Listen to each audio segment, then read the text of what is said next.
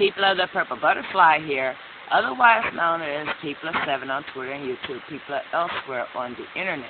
My blog is located at purplebutterfly-people.blogspot.com, and my soaps can be purchased at people.etsy.com. And I took down the ends of the braids and made an anchor going across this way and across this way and met it in the middle. And then I took my latch hook and pulled the ends of the anchors under the braids that are there. Now I'm going to take this latch hook,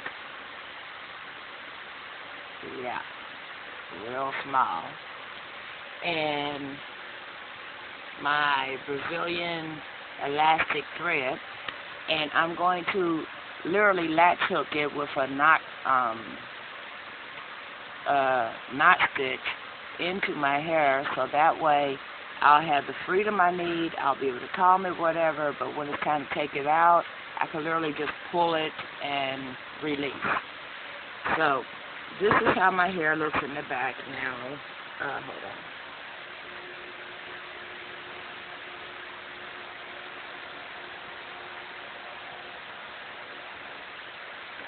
I anchored the sides down because those twists were like getting right in the way, and when I start the process, I don't want it getting caught.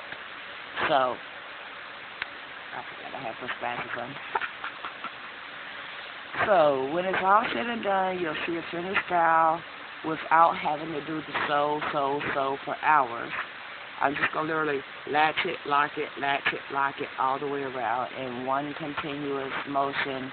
And I'm going to use the fold over method to anchor the bundle hair, so that way I don't have to cut it and all that. So stay tuned and see what happens next. Bye now.